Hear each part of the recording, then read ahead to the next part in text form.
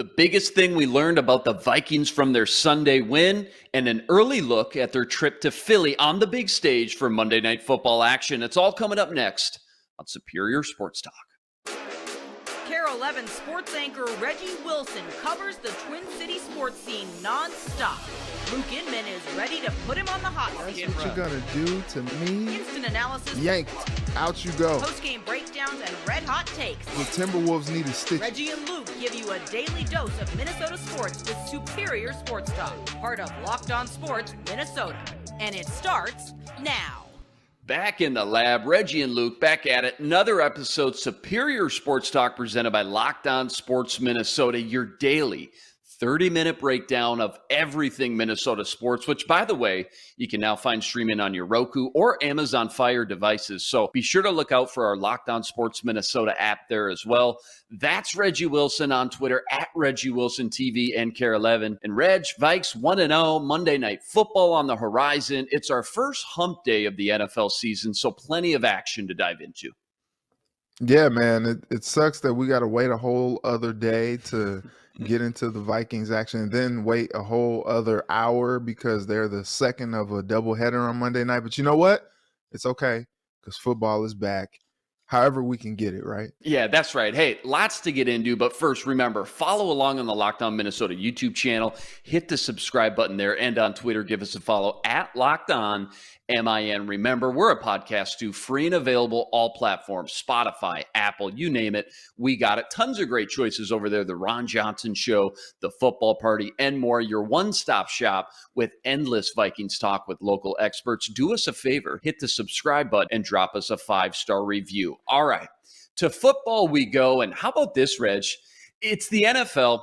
We love to overreact. It's only one game, 1 week, but all of a sudden, your Minnesota Vikings have become the talk of the town after that 23-7 beatdown in A-Rod and company. Pat McAfee was going nuts about them yesterday on his show. Dan Orlovsky and Ryan Clark breaking down that Justin Jefferson performance on ESPN.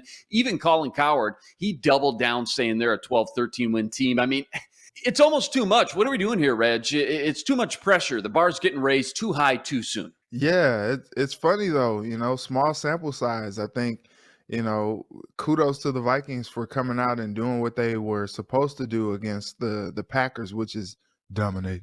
They dominated them, Ernie. They did what they had to do against those guys.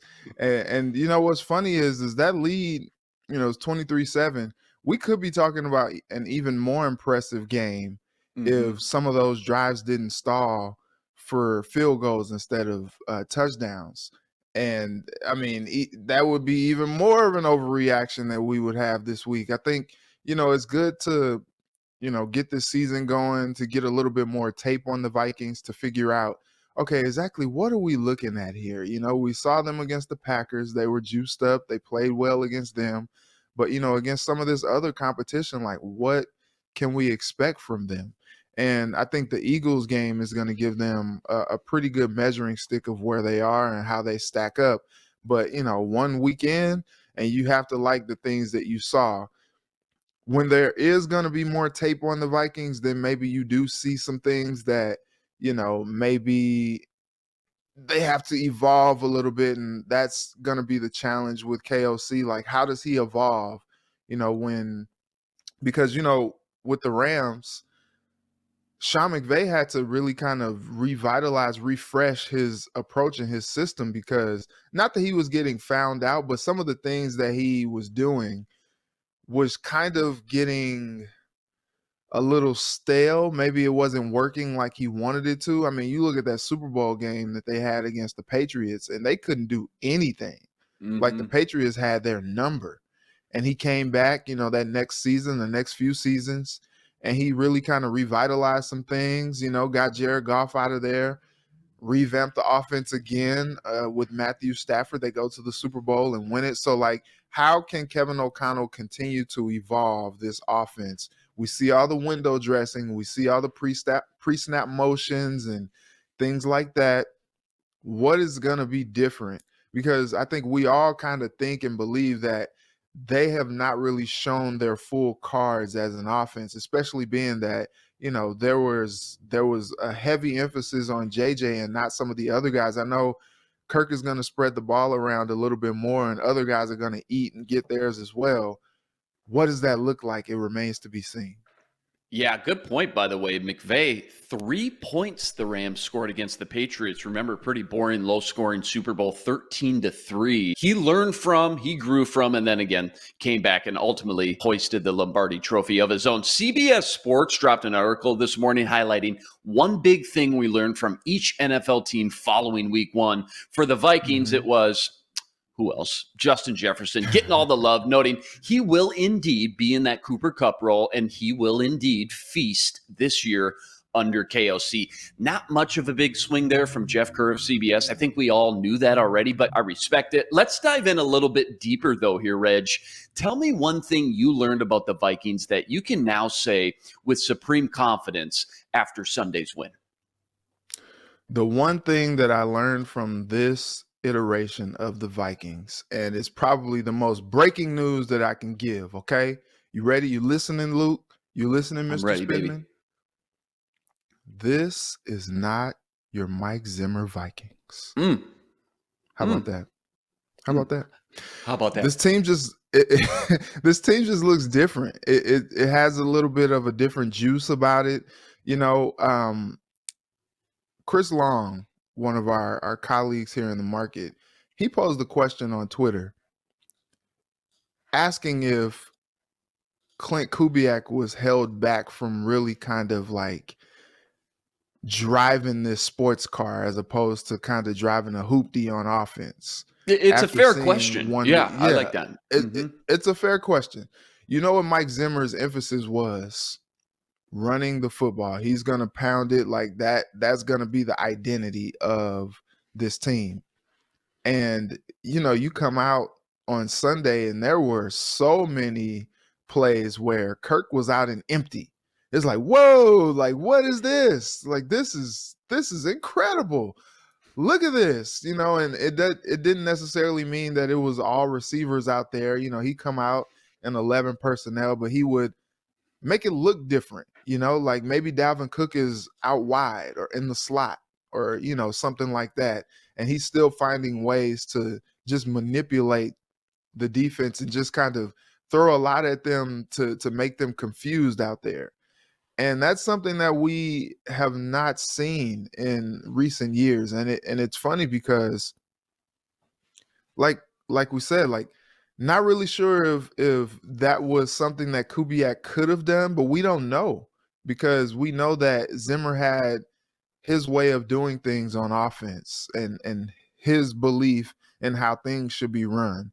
And so it's kind of refreshing to see the Vikings kind of come up with the times. Like, they did a lot of good things last year, you know, with Mike Zimmer's philosophy. So, you know, it wasn't necessarily like old guard, you know what I mean? Like, they were still putting up plenty of points. They were still doing some great things. But it's funny when you have an offensive-minded head coach who is up with the times as far as like how the league is going on offense, that this team just looked a little different. Like, they offered just a little something different than things that we've seen in past years or in recent years with the Vikings.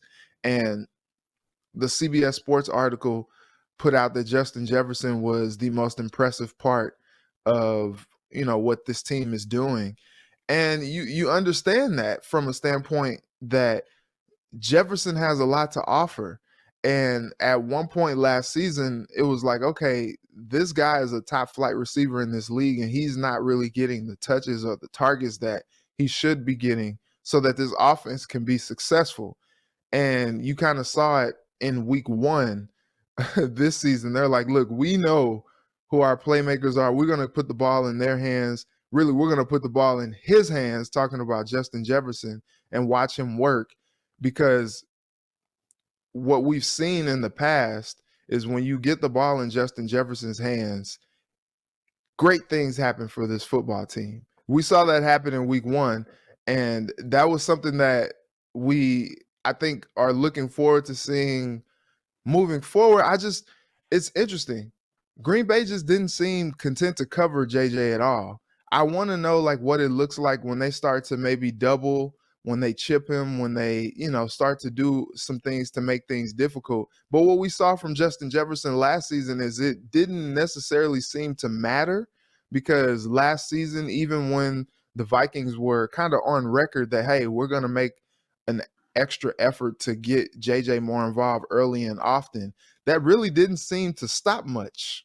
Yeah, a lot of good points there, Reg. The amount of times they went out 4 or 5 wide, empty backfield, I think has already surpassed what they did last year with Mike Zimmer. Mike Zimmer at home at his ranch, watching that game, head's about to pop off his body, just going nuts. The one thing I learned Sunday, just kind of stemming off what you said with JJ in this offense, it was Kirk Cousins. He's got this KOC playbook down already. He didn't need the 3 or 4 weeks to get acclimated once the bullets started flying. No preseason, no problem. It's clear they worked their butts off behind the scenes during training camp and practice with the new verbiage, the new concepts, etc.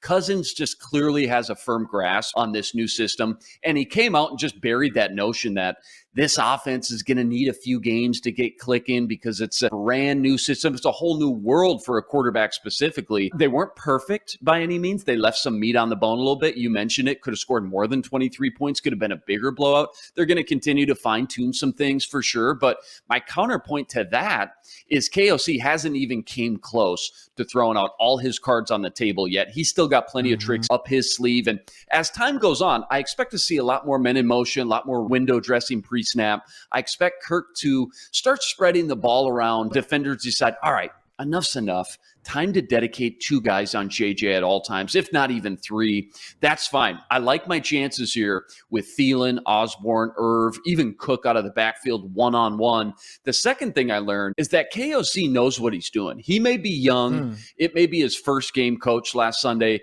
but he's been in the shadows here preparing to be a head coach someday for years and years. He comes from arguably the best coaching tree the NFL has seen over the last decade or two. So he's been taught very well. And I just think that the Vikes, Ziggy, Mark, Kwesi, they just absolutely nailed this pick. And hiring the guy they hope can lead them to the promised land someday. I mean, proof's in the pudding, by the way. Check out some of these names from the school of McVay, we'll call it. Zach Taylor just went to the Super Bowl with the Bengals. Matt LaFleur, we know his record, 36-10 record. I mean, come on. Brandon Staley, Chargers are a favorite to go deep in the playoffs this year because of what he did last season with Justin Herbert. I mean, stop it, Red. That's unbelievable coaching tree top to bottom. Now you've got KOC who, I mean, time will tell. It's one game. But with his weapons, could be the best of the bunch. And the relationship between the head coach and the quarterback, it's just never been more vital in today's NFL. And you saw Kirk's just quick decision-making Sunday. I'm just really impressed with his comfort, the confidence in this new offense, and just the relationship starting to form with KOC. Back to the article real quick here. For the Eagles, CBS noted that Jalen Hurts, he needs to be considered the real deal. Last year, the Eagles won a lot of games in spite of him. This year, they're going to win a lot of games because of him. Another year under his belt. And so you just can't underemphasize as well the difference having that big-bodied playmaker like A.J. Brown to throw to as just a safety blanket for a young quarterback. Eagles let the Lions back in at the end, but it was like for 53 of the 60 minutes, Eagles controlled that game entirely. They win 38-35. When you look at this squad on paper, the Eagles, that is, from what you saw versus Detroit, what scares you the most when it comes to the Vikings starting to game plan today for them this week? Jalen Hurts. He's a scary dude, like he is the guy that kind of has a lot of pressure on him this season because, they pretty much gave him the keys to a luxury sports car and he's got to drive it. And, what's funny is like, he passed for, 243 yards, which is not, earth shattering or anything. But then he runs for 90 yards and a touchdown. And it's like, look, you had Aaron Rodgers. Aaron Rodgers is not the type of guy that he once was, that you had to really like defend him as a runner and a passer. But now you get to week 2 and Jalen Hurts is that guy. Like, not only do you have to, try to watch out for him, as a passer, but you got to play contain because this dude can run it and he's dynamic as a runner as well. And so I'm afraid of that because when you mix in his ability to extend plays, make plays with his legs, and then you look at Devontae Smith, Dallas Goedert, AJ Brown, like, dude, that is scary, man. Like, look, the Packers were one thing. You didn't necessarily have to worry about, Devontae Adams and, some of the pillars that they've had. Alan Lazard, he was out as well. But like the Eagles actually have some top flight weapons, and I think they are going to put a lot of pressure on that Vikings defense. And look, last week we had a good showing from that defensive unit. This week is going to be a test. Like, who do you put Patrick Peterson on? Cam Dantzler, who do you put him on? You kind of hate that Andrew Booth Jr. was injured in that first game because you kind of need his speed as well. You got Shandon Sullivan out there. You got Caleb Evans as a rookie. You're not really sure what he's going to bring. Like, they are going to put a lot of pressure on that secondary. And when you're talking about Jalen Hurts running around, extending plays, like, now you're going to have business decisions out there. Like, do you come down and play him, or do you continue to, keep contained on your receivers and when he's extending plays, now receivers are breaking off of their routes, and it seems like chaos to defend, but it all starts with Hurts, and you just hope that he doesn't hurt you too much. I see what you did right there, Reg. I like that. Yeah. Hey, important though to remember, you're right. I'm glad you brought that up. Alan Lazard out, their number one wideout. David Bakhtiari and Elton Jenkins, arguably their top two offensive linemen out. And then they lose a third guy in the middle of the game in John Runyon. Eagles, by the way, flip the script. Maybe a top 5 offensive line in the league right now. So important to remember that. When I look at this matchup, what worries me the most, how do you stop A.J. Brown? We knew going in, Pat P maybe lost a little bit of a step. Cam Dantzler, solid number 2 cornerback, but he's not that lockdown, shutdown, put him on an island cornerback. Not yet anyways in his career. How do you find a way to slow A.J. Brown down when you simply just don't have a true number 1 shutdown cornerback? I really don't know. I expect to see Lewis Cine on the field for the first time in week 2, and I'm very, very interested to see how they deploy these 3 safeties, because one of the 3 is going to need to help out in coverage on A.J. Brown every single snap, whether that's Harrison Smith, Cam Bynum, or Lewis Cine. I'm not sure yet, but clouding some coverage towards his side of the ball and just forcing guys like Devontae Smith, who had 0 catches against Detroit, surprisingly, to make the splash plays, to make the first downs is going to be a huge necessity if you want to go into Philly on Monday Night Football and steal one on the road against just a really, really solid Eagles team. Last one here real quick. I just mentioned Lewis Cine. He's poised to make his first professional debut on the big stage. Who's another guy, offense or defense, don't matter. We didn't hear their name called a ton versus the Packers for whatever reason that may be, that you think will have a bigger role and just a chance to be more of a playmaker in week 2? I go Swervo, Irv Smith. He really didn't have much of an impact at all in that week 1 game. Kirk Cousins came out throwing it to Johnny Munt. Like, I was like, wait, what? I thought this guy was just supposed to be like a blocking tight end or something. He threw a couple passes to Ben Ellefson. You're like, wait, what? What is going on out here? Like, I don't have that on my Viking bingo card today. What's happening? I'm like, the Vikings didn't have any tight ends behind Irv. Like, that was the book. I read it. I wrote the book, I think. That was it. That was great. They needed tight end depth. They needed tight end depth behind Irv Smith, because they're in trouble. And all of a sudden you're like, oh, well, I guess Johnny Munt's not that bad. I guess Ellefson can, be serviceable, I guess. But when you have a dynamic playmaker like Irv Smith Jr., and we know how much Kirk loves throwing to his tight ends, I think that's going to be a matchup. If they're content, I'm looking at the Eagles depth chart here on defense, and at cornerback position, you got James Bradbury, who made plays last week. Big play Slay. You may say, okay, he's not the same guy that he was. But then they went out and made a trade for C.J. Gardner-Johnson, who is a top flight safety in this league as well. Like, this defense is going to look at what the Packers did, and they're like, look, we're not going to do that, okay? So if they are content to kind of take away some of the weaponry, and we know that, like we said, Kevin O'Connell did not show all of his cards in that game, so he has some more tricks up his sleeve to get some guys open. But if things get a little bit more difficult, I think that's when you see Kirk Cousins kind of go to his tight ends a little bit more, and Irv Smith is the guy that can make plays more than any of the guys on that unit. So I think this is the game that we see Irv really kind of take a step. Yeah, I'm with you. Week 1 in the NFL every season always tends to be a little fluky here and there. JJ going to get a lot of attention now. We know what Thielen provides, but KJ and Irv, I think, are going to have a lot more opportunities, make some splash plays, again, help move the football down the field from what we saw in week 1. Look, the Packers just couldn't stop JJ, and you can't blame Kirk for just continuing to go back to that well. Make them prove they can stop you. Otherwise, I'm just going to keep picking you apart. So JJ is going to get the first crack on Monday night, but once they find out that he's not getting the same wide open shots the Packers allowed, I just think KJ Osborne and the tight end, whoever that may be, assuming it's more Irv this week in week 2 as his legs start to get a little bit fresher, I think they're going to get involved so they can keep pace with Hurts in that Eagles offense. Vikes get to enjoy this win for that extra day again as they gear up for the primetime showdown in Philadelphia versus the Eagles Monday night. Rest assured, Reggie and I will be here all week to break all of it down. Real quick, how about yesterday?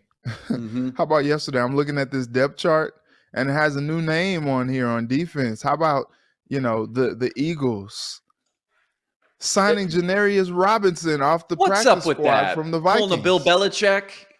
Look at that. I mean, how about that? You know why they brought him in. I mean, they're just trying to pick a little bit of defensive schematics or even offensively too, trying to pick his brain a little bit. Don't expect him to play. Don't expect him to start. He's on the practice squad. Yeah, just a classic little Bill Belichick cat and mouse chess game going on there for the Philadelphia Eagles. Yeah, we're going to have to break that down a little bit more in depth tomorrow. Plenty more Vikings and NFL talk to get into. Coming up next, we're talking about which Minnesota Twins free agents should be brought back in 2023. But first, with their win over the Packers, Vikings jump to 4th best odds in the NFC to get to the Super Bowl. You can check those odds out and more with BetOnline, betonline.net. Fastest and easiest way to check in on all your betting needs. Find all your favorite sports and events at the #1 online source for odds, lines, and games, stats, news, and info.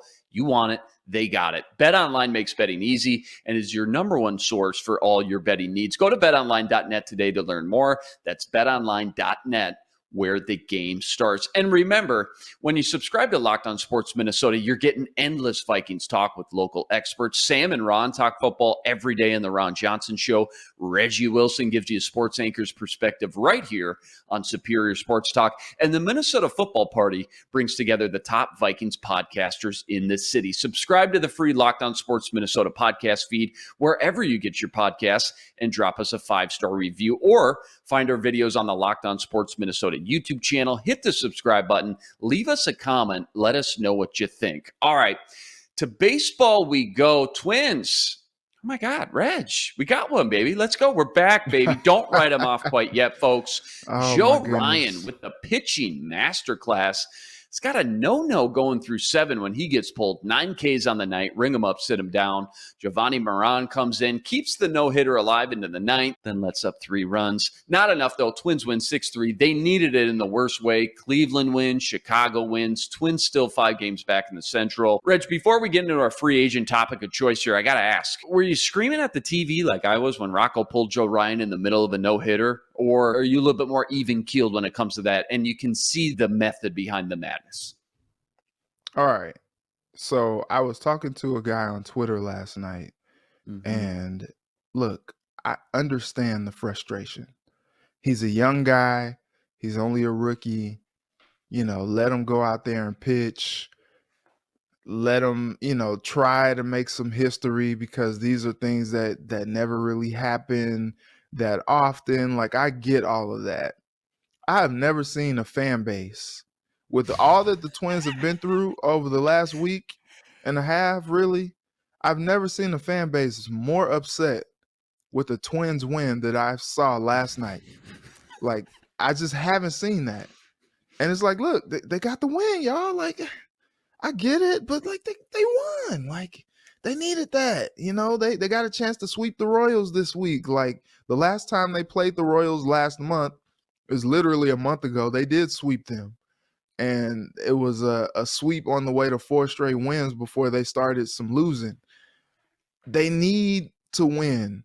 They got the W. That's really all that matters. I am not all that upset. Like after the game, Rocco was like, look, dog, like he's got to pitch again in 5 days. So it's about, preservation. Like if Ryan didn't pitch so many at bats to foul balls, like I think it was something like 25 or something like that yesterday. Like if he didn't have so many pitches spoiled and he didn't elongate like his pitch count, maybe Rocco does think about putting him out there for a little bit longer. But after 7 innings, he's already at 106.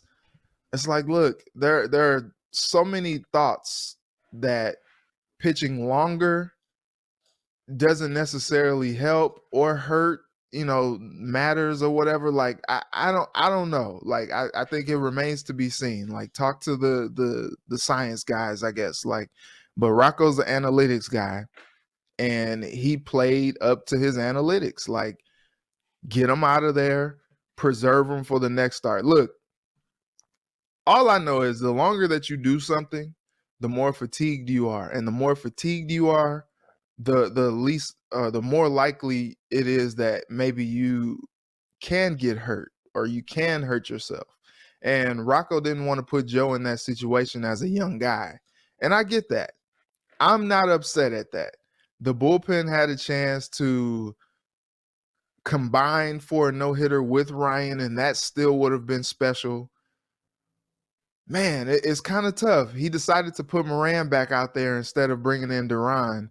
And maybe Duran would have been able to preserve that no-hitter, but not only did he lose the no-hitter, but he lost the shutout. And you win 6-3 after being up 6-0 to start the inning. It's just like, that's holy twins, man. Isn't that just like what we've come to expect from them this season? But I'm not that upset. I would have liked to have seen Joe get the no-hitter, but like, I understand what they're trying to do here. I understand they need Joe Ryan available and healthy for them to get to where they want to be, and Rocco made a business decision. He's not a very popular man in Minnesota this morning or today, and he probably won't be a very popular man over the next few weeks. If they make the playoffs, maybe people will be a little bit more forgiving for that. But, they needed some juice. The no-hitter would have provided some juice, but doesn't a win provide the same thing? Hey, Rocco, if you haven't learned by now, I mean, he just runs that extremely tight ship when it comes to his pitch arms and pitch count. He's taken a lot of heat for it, like you mentioned, by a lot of fans all season. I want to look ahead to the offseason, though, and the Twins have built a really nice, just solid little core of young guys to go off of now. Looking ahead, outside of Correa, Twins just have to make decisions on Dylan Bundy, Gary Sanchez, and Miguel Sano. Start with Correa and what the early vibe is. Get in the head of Carlos Correa. What's he thinking? He thought he'd get a better deal this offseason. He didn't. Settles with the Twins. Puts up, honestly, pretty similar numbers he did in Houston. And defensively, I think many experts would say he regressed just a pinch from what they're used to seeing.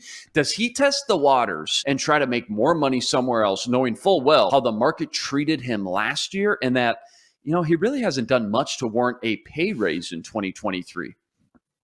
Yeah, I think he does. Because at the end of the day, he's Carlos Correa. He has more good behind him. Yeah, more good behind him than anything.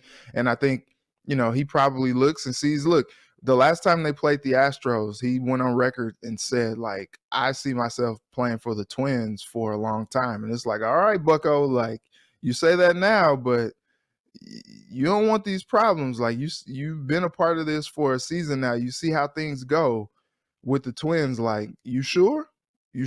Like, okay. And I think it's a matter of like, okay, the Twins did make the investment. Do they do it again? Like, are they content with making the investment again?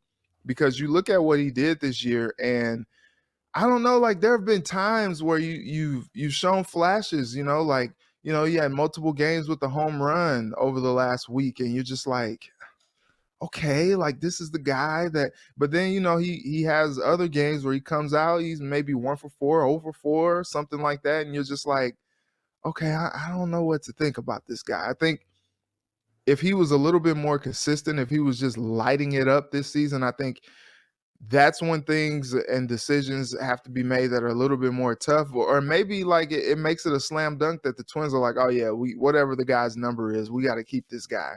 But I think because of his play this season, things are a little bit murky now. Like I'm like, I would not want to be that Twins front office and try to figure out, okay, do we keep this guy long term or not? Because now, with the whole Royce Lewis injury, maybe you looked at him as the heir apparent. Maybe it's like, okay, let him walk, let him test the waters. We feel good with who we have back here. Now with the Lewis injury again, you're just like, well, I guess it couldn't hurt. And if Lewis comes back, maybe we can work him in somewhere else. Mm-hmm. Maybe, I don't know. They have a tough decision to make. But maybe it's not even a decision that they're forced to make, because maybe Correa makes a decision for himself and for them. I don't know how they view the front office, that is, this situation. Maybe they're a little disappointed or feel like he didn't live up to expectations, or maybe they want to bring him back. You bring up an interesting point about the pay raise. If you're already paying him $35 million, is there really that big of a difference between 38 and a half, 39 mil, if you really like the guy? So I could see them possibly, if they want to, if they like him and they're willing to do that, if they think he provides enough firepower offensively, leadership, defensively, who knows where Royce Lewis is during his rehab coming back from that ACL injury. They might want to keep Carlos Correa on board, and maybe they're willing, again, already paying you 35. All right, whatever, 38, 39, not that big of a difference anyways at that point, especially in baseball with no salary cap. And everyone wants to play for a winner too. I mean, I wonder how much the Twins' performance this season, however they end up, has to do with his decision process. They've got that young core again. They're getting all those guys they traded for at the deadline for at least one more season, Fulmer, Malley, Lopez. And we've seen how good they can be when fully healthy. Remember, a lot of injuries this year, just decimated at certain points during the season and schedule. By the way, real quick, what's the word on Byron Buxton? Haven't heard a peep about this guy in like 2 weeks. Right. Should I assume that unless they somehow sneak into the playoffs, the Twins will probably just shelf him at this point? What's the latest with him? Have you heard? I haven't heard a thing either. It's funny you mentioned that. It's kind of mum. They put him on the 10-day. It's been 10. We're like, okay, what's the word? Like, what's going on? Like, can we get an update here? What's the word now? Do I have to ask? Like, come on, we're all thinking about it. I know, and it's like, look, they're doing what they can without him or whatever, but like at the same time, it's like, okay, like I saw, that he could possibly return this week, but we just haven't seen that. That would be a nice boost, a nice jolt for them if he can come back this week, especially with Cleveland on the docket. But yeah, he's their emotional leader. He's the soul of this team. Ready to see him back. Sonny Gray on the mound tonight, one game at a time as the Twins try to just scratch and claw their way back into this division race. First pitch, 6:40 p.m. Central Standard Time. Back tomorrow to break it all down. All right, that's a wrap today. Back tomorrow, breaking down more Twins, Vikings, plenty more. Remember, you got to like, rate, review, and subscribe to the YouTube channel. Join us every day for another episode with your 30-minute breakdown of everything Minnesota sports. We're a podcast too, free and available, all platforms. Subscribe, drop us a 5-star review, and take us everywhere on the go. That's the man, Reggie Wilson, on Twitter, at Reggie Wilson TV.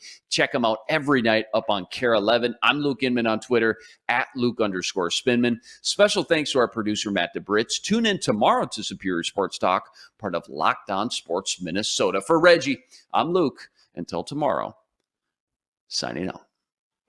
Be blessed. Spread love today.